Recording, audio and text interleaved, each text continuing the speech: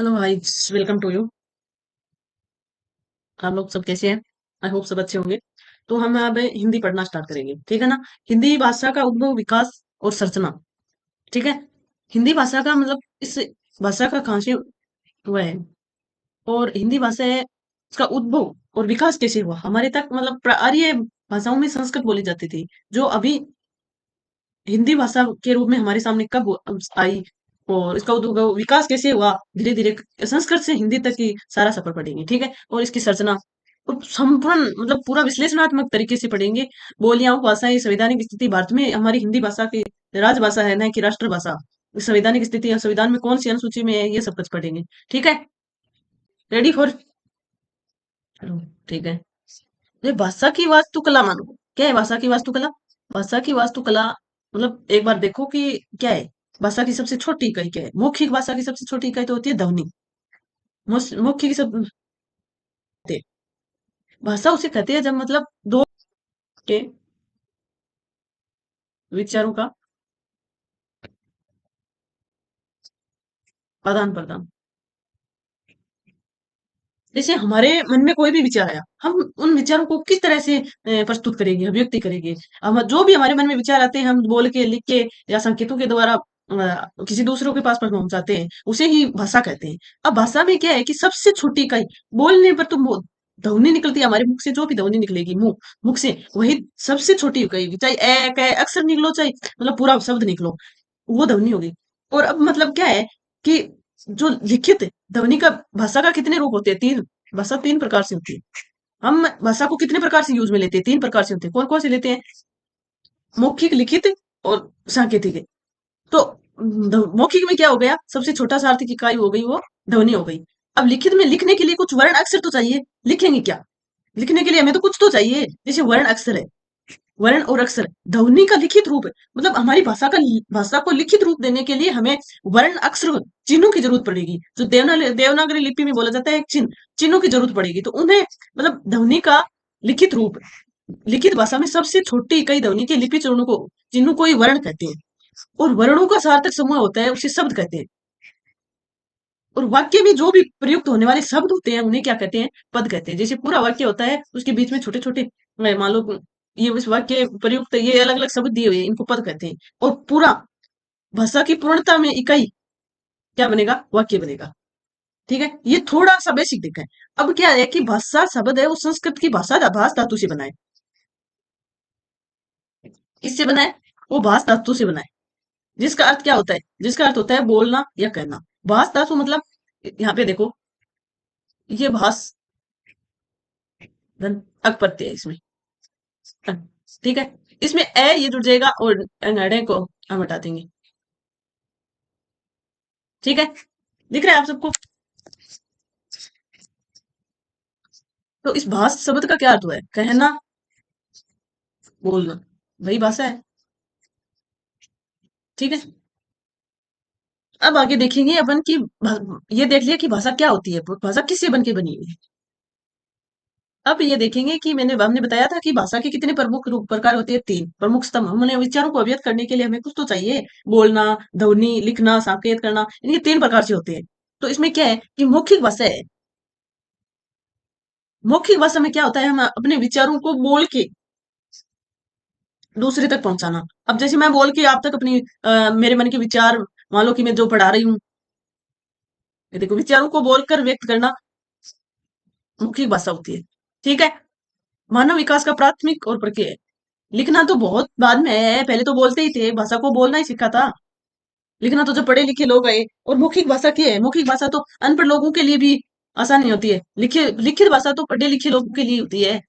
पढ़े लिखे लोग यूज में ले सकते हैं, और मौखिक भाषा को अनपढ़ भी ले सकते हैं, ठीक है। लिखित भाषा क्या होती है? जिसमें हम मौलिक इकाई होते हैं इनका वर्ण और अक्षर।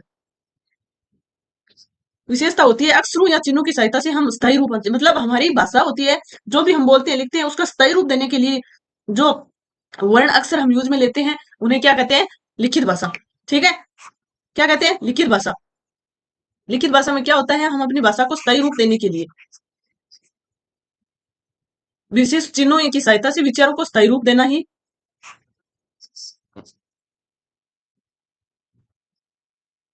लिखित भाषा है। अब क्या है कि सांकेतिक भाषा, सांकेतिक भाषा में शारीरिक हम अपने संकेतों के द्वारा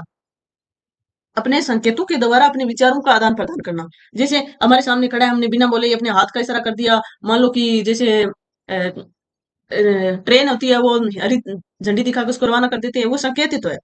और कोई भी मान लो हम अपने संकेत के द्वारा बिना बोले किसी को अपने विचार बता दें।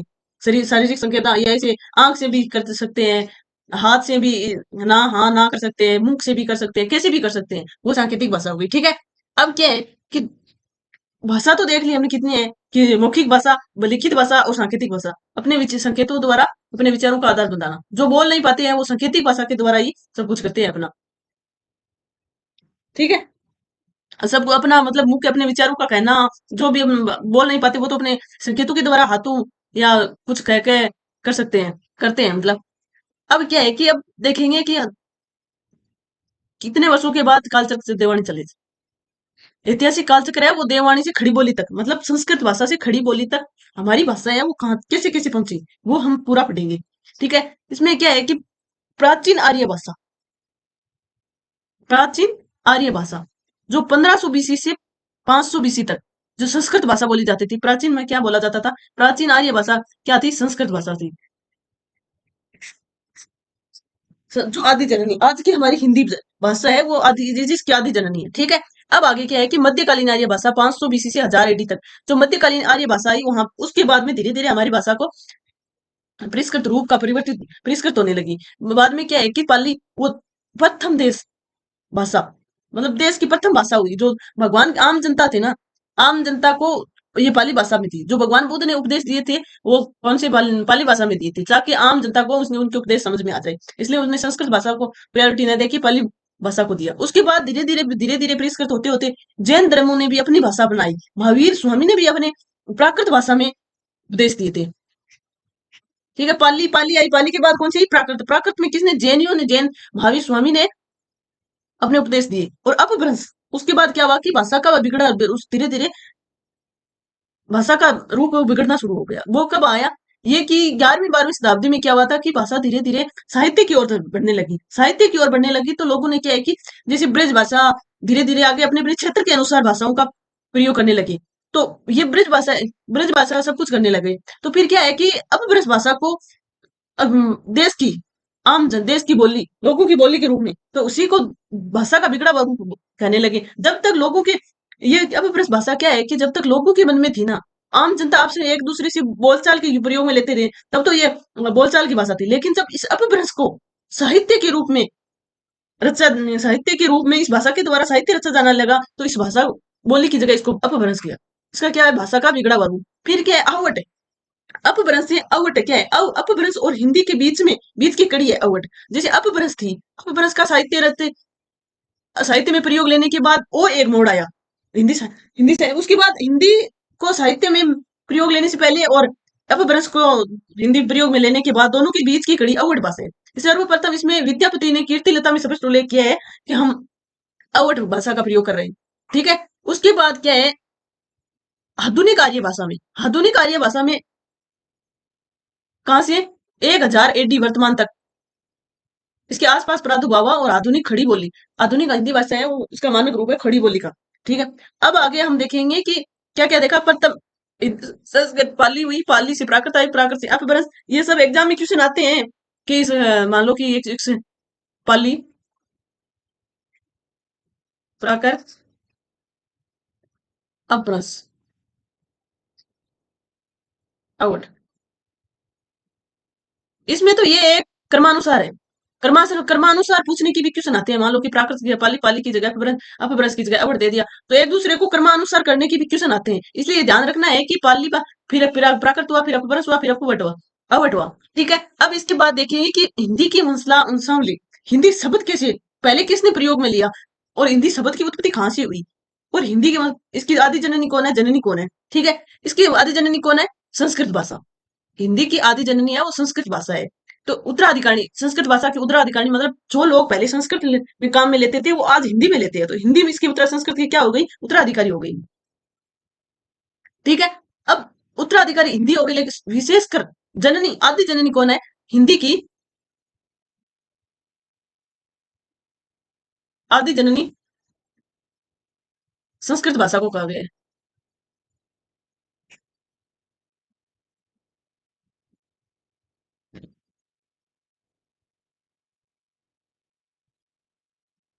ठीक है। और जननी किसको कहा गया है? अपभ्रंश। विशेषकर सोच यानी अपभ्रंश हिंदी को वास्तविक विकास प्रदान करने वाली भाषा है।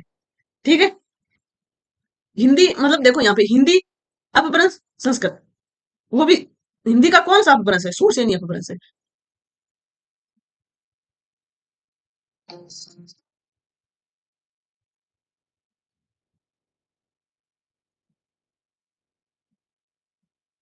हेलो।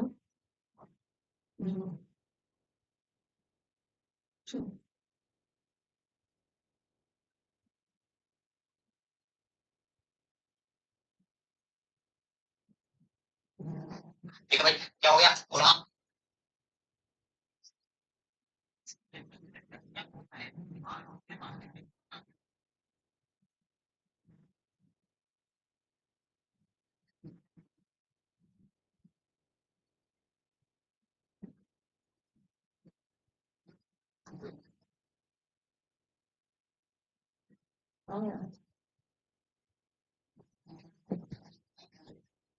क्या पढ़े थे कि हिंदी की जननी कौन है?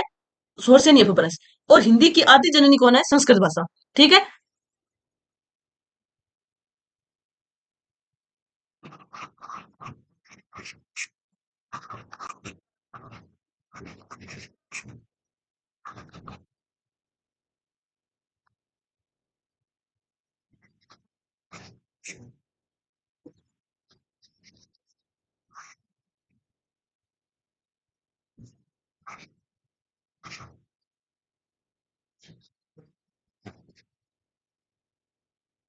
देख लिया।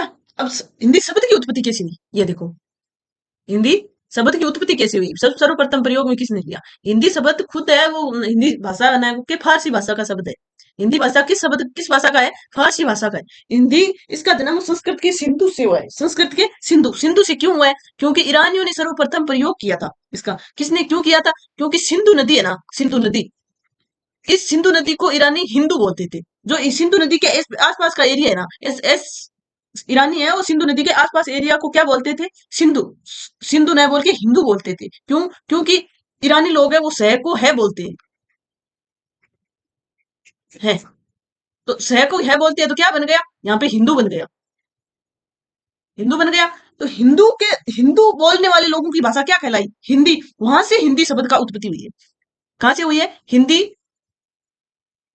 ये देखो यहाँ पे लिख देते हैं। यहाँ तो सही नहीं रहेगा।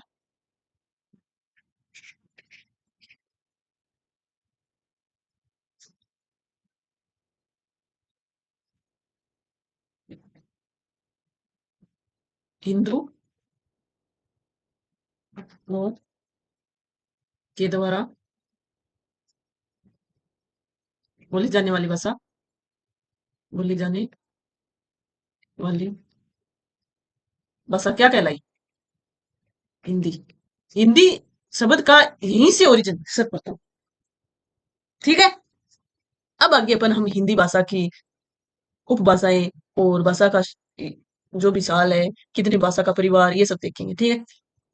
तुलनात्मक प्रकृति भाषा की। विश्व में जो भाषाएं बोली जाती है नहीं, उसकी तुलना की जाए तो हमारी भाषा का स्थान कौन सा है? विश्व में हमारी भाषा का स्थान, हिंदी भाषा है उसका स्थान कौन सा है? तीसरा स्थान है। लगभग 13 भाषा परिवार है हिंदी में। 3,000 भाषाएं बोली जाती है। विश्व में कितनी भाषाएं बोली जाती है? 3,000 भाषाओं में हमारी सबसे हिंदी भाषा है उसका सर्वाधिक बोली जाने वाली भाषा तीसरा है। पर प्रथम पहला कौन सा है? विश्व में सबसे ज्यादा बोली जाने वाली कौन सी भाषा है? अंग्रेजी। दूसरी कौन सी है? मंदारिन, जो चीनी भाषा है। और तीसरी हमारी है हिंदी। हिंदी का कौन सा स्थान है? विश्व में सबसे ज्यादा बोली जाने वाली भाषा है वो अंग्रेजी है। हमारी भाषा का कौन सा स्थान है? तीसरा। ठीक है।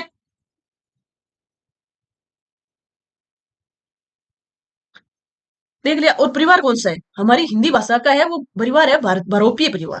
हिंदी जिसमें 22 23 13 भाषा परिवारों में से हिंदी है वो हिंदी का हमारा कौन सा बहुरूपीय परिवार है? अब आगे की हिंदी और संस्कृत और अंग्रेजी। हिंदी, संस्कृत, अंग्रेजी में कौन कौन सी संयोगात्मक, संस्कृत है वो संयोगात्मक है, और हिंदी है वो वियोगात्मक है। ये संयोगात्मक कैसी है, संयोगात्मक का अर्थ कैसी है, जैसे कोई शब्द है, जैसे संस्कृत का कोई भी शब्द ले लो, रामायण, इसका क्या अर्थ होगा? इसमें हिंदी के लिखा, हिंदी में क्या होगा, ये तो एक साथ लिखा गया है, और हिंदी में क्या होगा, राम से, अलग अलग हो गया ना। अब देखो शब्दों के एक कारक है वो एक साथ जुड़े ही रहते हैं, शब्दों के साथ भी कारक चिन्ह जुड़े रहते हैं, और यहाँ पे क्या है कि कारक चिन्ह शब्दों से अलग होते हैं। उदाहरण के लिए राम ने या राम से एक ही बात है, वो तो कारक चिन्ह अलग हो गया ना राम से। यहाँ पे रामायण से, रामेश से हो गया, तो ये कारक चिन्ह है वो इसके साथ में जुड़ा हुआ है, इसलिए आदिकालीन हिंदी में ए और औ संयुक्त स्वर है, वो भी जुड़ गई आदिकालीन हिंदी में। आदिकालीन हिंदी का कब से हुआ है, 1000 ईस्वी से स्टार्टिंग हमारी हिंदी भाषा जो हिंदी साहित्य लिखने का, ठीक है। और अंग्रेजी भी इसी तरह का है, वियोगात्मक, एनालिटिक, संरचनात्मक रूप से हिंदी के समान ही होती है, ठीक है।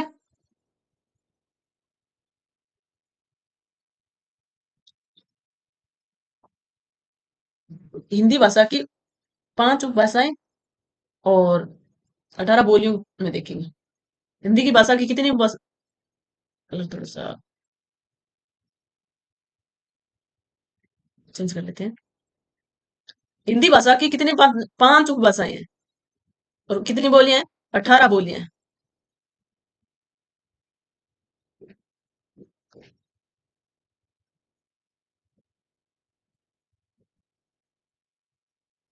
ठीक है। उपभाषाएं कौन कौन सी है, पश्चिम हिंदी, राजस्थान हिंदी, बिहारी हिंदी, पूर्वी हिंदी, पहाड़ी हिंदी, कितनी हो गई, 5 हो गई। और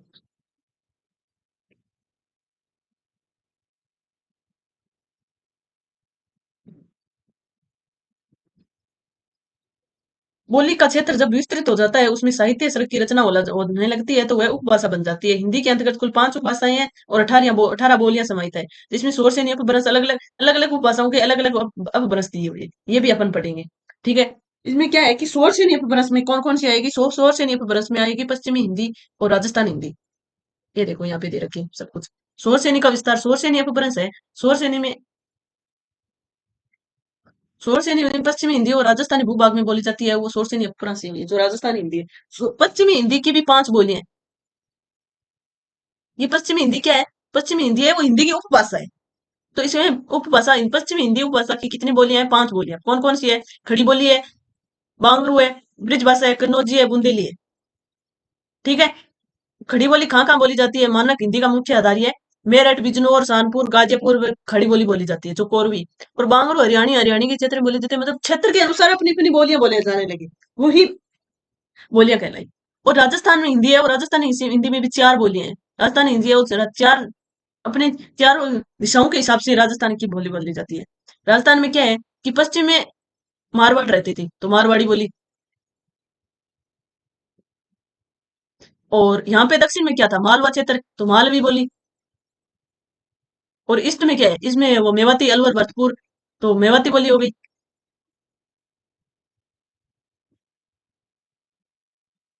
नहीं, उत्तर में मेवाती, तो उत्तर में, सॉरी, अलवर भरत उत्तर में आ गया ना। और यहाँ पे उत्तर अलवर भरतपुर, उत्तर में मेवाती, और ईस्ट में क्या आ गई, पूर्वी में जयपुर, ठीक है। देख ली। मारवाड़ी बोली कहाँ कहाँ बोली जाती है, जोधपुर, बीकानेर, जैसलमेर में, उत्तरी दिल्ली, दिल्ली, गुड़गांव, सीमा के अलवर क्षेत्र में कौन सी बोली बोली जाती है, मेवाती। और जयपुरी, जयपुर में कौन सी बोली बोली जाती है, ढूंढाड़ी, हड़ौती, कोटा, बूंदी, ये सब ईस्ट में।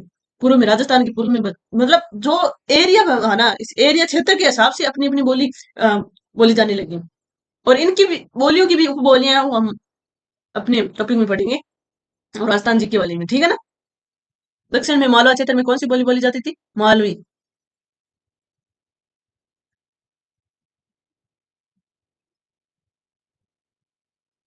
देख लिया, क्या देखा आपने, शोर श्रेणी का विस्तार कौन सी है, पश्चिम हिंदी है और राजस्थान हिंदी है। राजस्थान हिंदी की 4 बोलियां हैं, पश्चिम हिंदी की 5 बोलियां हैं। कौन कौन सी है, खड़ी बोली, बांगरू, ब्रजभाषा, कन्नौजी और बुंदेली। राजस्थान की 4 बोली है, मेवाती, मारवाड़ी और जयपुरी दक्षिणी, ठीक है। अब आगे देखेंगे कि अर्धमागधी और मागधी, अर्धमागधी और मागधी की कितनी बोलियां हैं। अर्धमागधी की भाषा है वो है पूर्व हिंदी, और मागधी की है बिहारी हिंदी। ठीक है। पूर्वी हिंदी में कौन कौन सी बोली बोली जाती है? पूर्वी हिंदी में बोली जाती है अवधी, बघेली और छत्तीसगढ़ी। अर्धमागधी उपबरस की कौन सी उपभाषा है? अर्धमागधी उपबरस की है वो पूर्व हिंदी है। पूर्व हिंदी की कितनी बोलियां हैं? 3 बोलियां हैं। और इनकी ट्रिक्स ए बी, अवधि, बघेली, छत्तीसगढ़ी। ये देखो, अवधि, छत्तीसगढ़ी और बघेली। अवधि कहाँ बोली जाती है? जहाँ पे अवध के एरिया में अवधि बोली जाती है, अवध क्षेत्र की भाषा होती है। अवधि, प्रयागराज, रायबरेली। एग्जाम में आते हैं ये क्वेश्चन। जैसे मान लो कि अवधि बोले, अवधि भाषा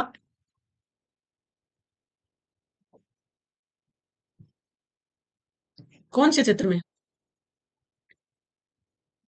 बोली जाती है?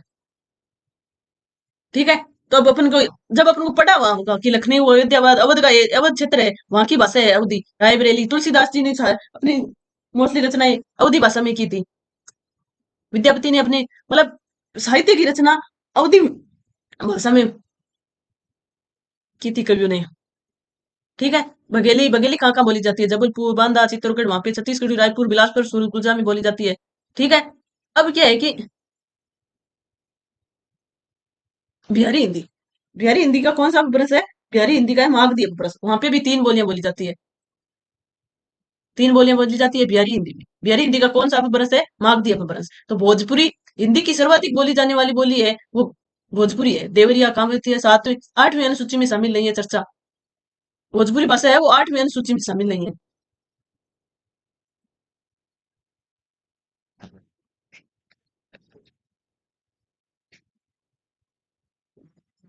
जो हमारी 8वीं अनुसूची में 22 भाषा दी गई है ना, वहां पे भोजपुरी को शामिल नहीं किया गया है। ये भी एग्जाम में क्वेश्चन आते हैं कि मगही कहाँ बोली जाती है? मैथिली। कौन कौन सी हुई? बिहारी हिंदी, मागधी अपभ्रंश की 3 बोलियां हैं। कौन कौन सी? भोजपुरी, मगही, मैथिली। मैथिली कहाँ? दरभंगी, सीताबंडी, मधुबड़ी, यहाँ पे बोली जाती है। और मगही कहाँ? पटना, मगध के क्षेत्र, मगध, पटना कोई प्राचीन समय में मगध कहा जाता था। ठीक है। अब क्या है कि कितने पढ़ लिए हमने? कितने अपभ्रंश पढ़ लिए? 3 अपभ्रंश पढ़ लिए। शोरसेनी अपभ्रंश पढ़ लिया, अर्धमागधी अपभ्रंश पढ़ लिया, मागधी अपभ्रंश पढ़ लिया। ठीक है। खस एवं अन्य अपभ्रंश पहाड़ी क्षेत्रों के, जहां हमारा देश में अलग अलग, जहां पहाड़ी क्षेत्र होते हैं ना, वहां पे कौन सी अपभ्रंश है? खस या अन्य अपभ्रंश। जो पहाड़ी क्षेत्र है, जैसे मान लो कि पहाड़ी क्षेत्र, पहाड़ी में एक अपभ्रंश या शोरसेनी से ही प्रभावित हुई है। गढ़वाली, टिहरी, उत्तरकाशी, रुद्रप्रयाग, केदारनाथ क्षेत्र में बोली जाती है। कुमाऊनी बोली कहाँ बोली जाती है? नैनीताल, अल्मोड़ा, पिथौरागढ़ में बोली जाती है। अब अन्य परीक्षा की दृष्टि से ये महाराष्ट्रीय अपभ्रंश, मराठी भाषा का विकास किस अपभ्रंश से हुआ है? मराठी भाषा का वो विकास है वो महाराष्ट्र से अपभ्रंश से हुआ है। सिंधी भाषा का विकास है वो ब्राह्मण अपभ्रंश से हुआ है। और पंजाबी लहंदा का पैसाची अपभ्रंश से हुआ है। ठीक है। देख लिया। अब क्या है कि क्वेश्चन में, एग्जाम में क्वेश्चन कैसे आते हैं? एग्जाम में क्वेश्चन ऐसे आते हैं कि पंजाबी और लहंदा भाषा का विकास किस अपभ्रंश से हुआ है? पैसाची, ब्राह्मण, महाराष्ट्री, सोरसेनी, मागधी, कुछ भी दे दिया। तो हमें ये याद रखना है कि पंजाबी पैसे पैसाची। ठीक है। और ब्राह्मण, ब्राह्मण किस भाषा का है? ब्राह्मण अपभ्रंश से। ब्राह्मण से सिंधी भाषा का विकास हुआ है ब्राह्मण से। और महाराष्ट्र में से मराठी, ये तो देख ही समझ लेंगे। मराठा, मराठा कहाँ रहते हैं? महाराष्ट्र में रहते हैं। ठीक है। अब हिंदी भाषा की लिपि कौन सी है? इसके बारे में देखेंगे।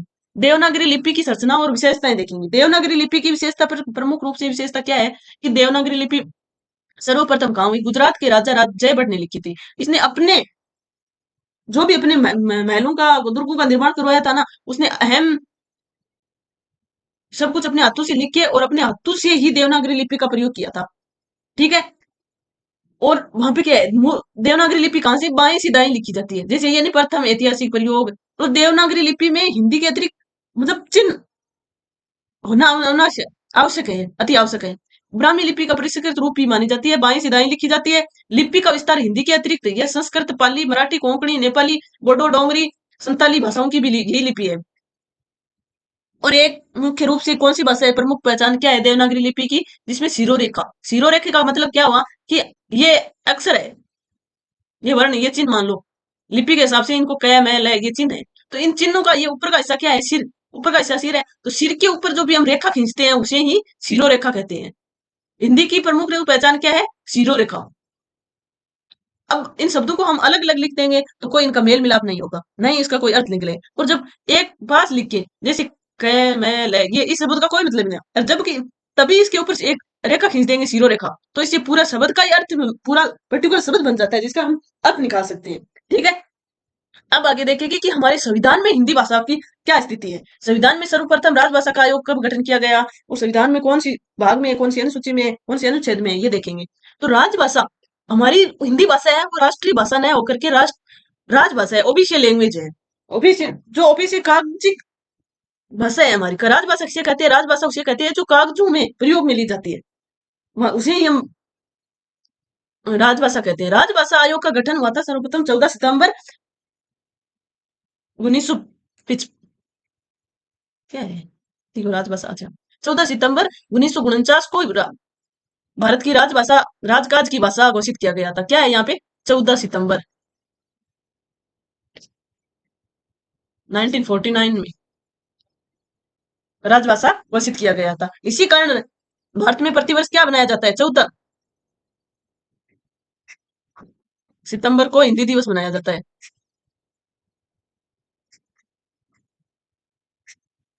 ठीक है। र-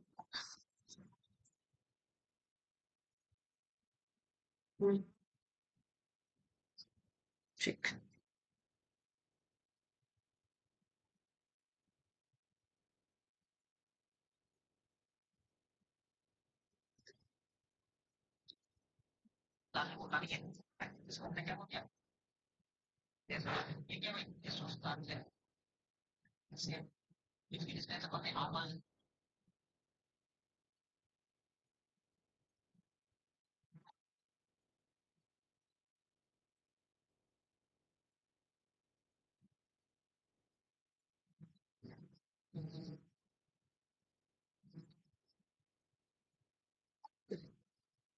ठीक है, क्या पढ़ रहे थे हम?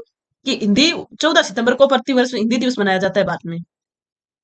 और राजभाषा का आयोग गठन कब हुआ था? 1955 ईस्वी में प्रथम राजभाषा आयोग का गठन हुआ था, जिसके कौन थे? एमडे अध्यक्षता की थी इसने। ठीक है। एमडे खरे की अध्यक्ष में सर्वप्रथम भारत में राजभाषा आयोग का गठन स्वतंत्रता के बाद। संविधान में क्या स्थिति है हमारी भाषा? भाग 17 में राजभाषा का वर्णन है। अनुच्छेद 343 से 351 से संबंधित हिंदी भाषा से संबंधित प्रावधान है। अनुच्छेद 343 एक, राजभाषा हिंदी और देवनागरी लिपि होगी। ठीक है। अनुसूची में कौन सी? 8वीं अनुसूची में भारत की 22 भाषा मान्यताओं में भाषाओं में वर्णन है, जिसमें हिंदी का सर्वप्रमुख स्थान है। ठीक है। कौन सी अनुसूची में? 8वीं में। भाग कौन सा है? राजभाषा का वर्णन कौन से राजभाषा का वर्णन कौन से भाग में है? 17 में। ठीक है। हिंदी दिवस कब मनाया जाता है? 14 सितंबर को प्रतिवर्ष। अब ये देखेंगे कि विश्व पटल पर हिंदी का प्रमुख सम्मेलन, विश्व में हमारा कोई सम्मेलन वगैरह होते हैं या नहीं होते हैं, ये सब कुछ देखेंगे। ठीक है। विश्व में हिंदी सम्मेलन है वो प्रथम बार कब हुआ था? विश्व में हिंदी सम्मेलन है वो प्रथम बार हुआ था 1975 में, नागपुर में। कब हुआ था? 1975 नागपुर में। 122 प्रतिनिधि देश, 30 देशों ने भाग लिया था, जिसमें 122 प्रतिनिधि देश, 30 देशों ने। नागपुर में हुआ था। दूसरा कब हुआ था? 1976 में, पोर्ट लुइस, मॉरिशस में भी हमारी हिंदी भाषा के लिए दूसरा सम्मेलन हुआ था। तीसरा हुआ था दिल्ली में। मुख्य अतिथि कौन थी? महादेवी वर्मा थे, जो हिंदी साहित्य की लेखिका। और तीसरा महादेवी वर्मा दिल्ली में हुआ था। लंदन में हुआ था छठा। हिंदी और भावी पीढ़ी मुख्य केंद्र था। इसकी थीम क्या थी? हिंदी और भावी पीढ़ी। अब क्या है? अमीर खुसरो, कुछ तथ्य देख लेते हैं। अमीर खुसरो है वो खड़ी बोली के प्रथम कवि है। इन्होंने हिंदी को सर्वप्रथम हिंदवी कहा था। और राजा राम मोहन राय ने हिंदी को संपर्क भाषा बनाने का सर्वप्रथम सुझाव किसने दिया था? राजा राम मोहन राय ने। कोस वाराणसी काशी में आसपास से बोली जाने वाली क्षेत्रीय बोली का भी नाम कशी का है। संपर्क भाषा भारत की भाषा है, वो संपर्क भाषा कौन सी है? हिंदी है। जबकि विश्व की संपर्क भाषा है वो अंग्रेजी है। ठीक है। आया समझ में कि हिंदी का कहाँ से विकास हुआ, उद्भव कैसे हुआ, संरचना वगैरह सब कुछ। ठीक है। अब आगे हम पढ़ेंगे कि हिंदी शब्द, वर्ण, अक्षर सब कुछ देखेंगे। आगे हम हिंदी की ग्रामर की क्लास स्टार्ट करेंगे। और हमारा वीडियो पसंद आए तो लाइक सब्सक्राइब जरूर करना। और ऐसे ही आराम से धीरे धीरे हम पूरी हिंदी क्लियर करेंगे। एक बार ग्रामर कर लें, उसके बाद हिंदी साहित्य भी हम इतने आसानी से पढ़ेंगे। अगर किसी को कोई समझ में ना आए तो जरूर बताएं। थैंक यू, धन्यवाद।